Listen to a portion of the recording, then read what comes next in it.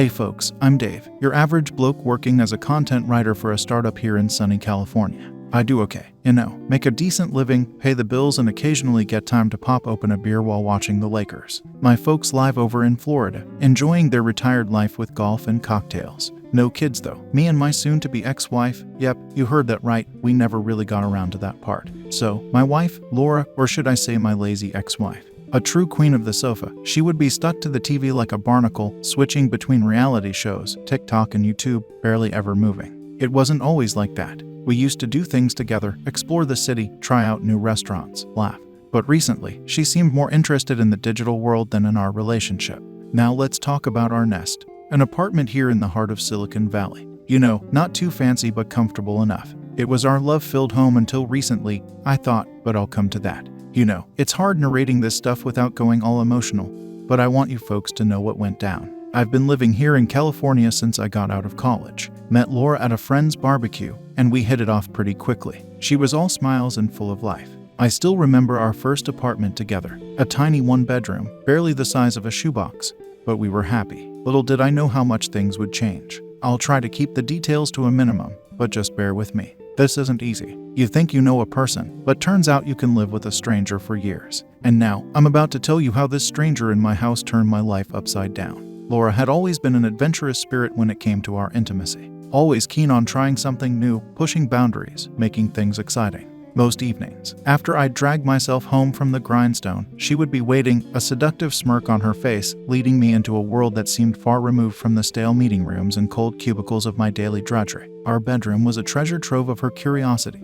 A colorful collection of S3X toys scattered around, each with a story and a shared memory. She was unapologetically bold about her desires and made sure our physical relationship was as vibrant as it could get. But beneath all that passion, I didn't see what was coming. Little did I know that her high sexual energy was going to be the basis of my greatest pain. The trip to New York was something I had been looking forward to, an opportunity to connect with the higher-ups, learn something new, and possibly return with a promotion. But leaving Laura alone for a week didn't sit well with me. I could see the disappointment in her eyes, despite her efforts to hide it. "You're leaving me all alone in this big house," she pouted a week before I was scheduled to depart. But she assured me she had found something to keep herself occupied, private yoga classes. I had thought nothing of it at the time. She was always into fitness and trying new things. It seemed like just another phase. Returning from the trip a week later, the house felt different. Laura's normally vibrant presence seemed to have dulled. She wasn't the same playful, seductive woman she used to be. She seemed distant, like she was lost in a world of her own. Her yoga classes had clearly taken up more of her time than expected. Days turned into weeks and Laura's interest in me seemed to gradually diminish. Late-night trysts in our bedroom became less frequent, her collection of sex toys gathering dust in the drawer. I'd come home to an empty house, Laura still at her yoga classes, even at odd hours. Then one day, while going through our credit card statements, I noticed several payments made to a man named John, her yoga instructor. At first, I brushed it off as payments for the classes, but the numbers didn't add up. There were too many transactions, too frequently, with some late at night. I couldn't shake off the uneasy feeling. One night, while Laura was fast asleep, I decided to snoop through her phone. The trust that had been the backbone of our relationship for years seemed to be crumbling, pushed to the edge by my growing suspicions. And that's when I saw them, the texts, messages filled with explicit content, sprinkled with flirtatious emojis, plans for late-night sessions at our very home while I was away. The reality hit me like a ton of bricks.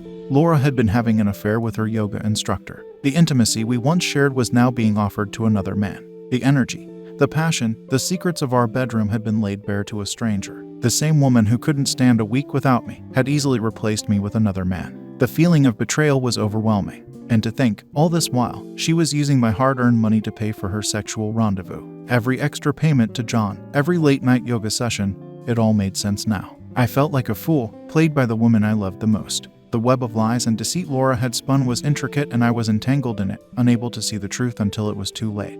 But I knew I couldn't let this slide. Laura had to pay for what she had done. Once I reached New York, I had thought the loneliness and the emptiness I felt in the unfamiliar hotel room would be filled by Laura's sweet words. It was a city full of life and excitement, but the four walls of my hotel room felt like a prison, Laura's voice my only solace. The first day went by and we spoke for a few minutes. "I had a long yoga session today. I'm just tired," was her excuse. I understood. After all, we all have tiring days. But then it became a pattern. Each night I'd call her, and each night she would have some excuse to cut the call short. "Oh, I'm just out of the shower," or I'm in the middle of my yoga routine. I tried to compensate for the lack of phone calls by asking for video calls instead, hoping to see her face, see the spark in her eyes that I missed so much. But she seemed to always have an excuse to avoid video calls too. I'm not in the mood, or I'm not looking my best. I would laugh it off, trying to hide the disappointment, assuming it was just another one of her lazy episodes. There was a significant shift in her texts as well. Earlier, we would exchange lengthy messages throughout the day, sharing every little detail about our lives. But during that week, her texts became scarce and short. There was no enthusiasm in her words. It felt like talking to a stranger. Her usual goodnight and sweet dreams, love, turned into a curt night. My calls, my texts, my attempts to stay connected became a chore to her. The Laura I knew would never ignore me. The Laura I knew loved talking to me, sharing her day with me. But this version of Laura was different. What hurt the most was her lack of interest in my trip. The meetings I was excited about, the people I was meeting, the things I was learning, she seemed indifferent to all of it. My stories were met with monosyllabic responses. My excitement was met with silence. It was as if my presence, even though miles away, was a disturbance in her life. It pained me to see her change. I missed the Laura who would enthusiastically wait for my calls, who would blow kisses over video calls, who would send me long texts detailing her day. Little did I know, her attention was focused elsewhere. Her excitement, her energy, her passion was not for me anymore. She was too engrossed in her yoga sessions and her new friend John. She had found a replacement for me, someone who was physically present while I was miles away. The love and intimacy I thought was only for me, she was sharing it with another man. Yet, at the back of my mind, I pushed these thoughts away. I didn't want to believe it, didn't want to confront the reality. But the signs were all there. The woman I loved was slipping away, and I was too blinded by my faith in her to see it. Thinking about all of these things which happened in the past made me more furious towards her. I confronted Laura the next day. It was one of the hardest things I had ever had to do. The look in her eyes when I asked about John was enough confirmation. I unleashed my anger on her, every word laced with the pain of her betrayal. "How could you do this to us, Laura?" I shouted. "I trusted you, loved you, and this is how you repay me." I let her know I was aware of everything. The text messages, the extra payments for John's special services. It was not a conversation, it was an outpouring of my pent-up frustration.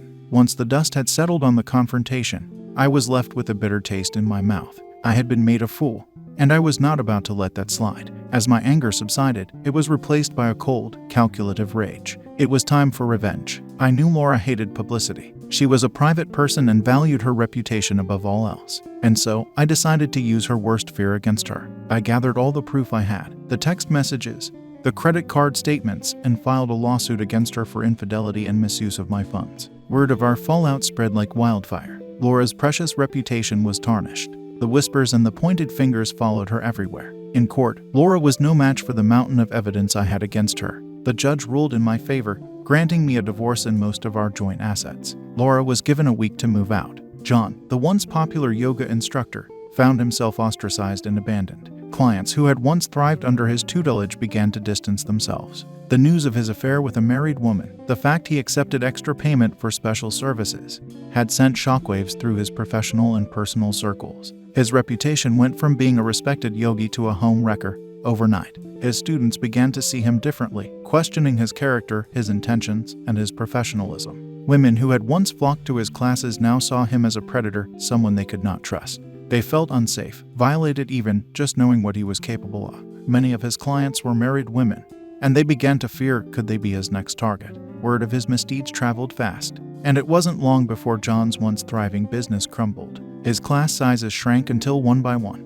all of his students left, opting for yoga instructors who valued their professionalism as much as their skill. The yoga community, which once held him in high esteem, now saw him as a stain on their peaceful and respectful practice. Other yoga teachers condemned his actions, calling them a breach of the trust placed in him by his clients. John had not just tarnished his name, but he had cast a shadow on their profession. John's studio, once a bustling hub of activity, grew quiet and deserted. His income plummeted, and he found himself unable to pay his bills. The consequences of his choices left him jobless, disrespected, and shunned from the very community he once was a part of.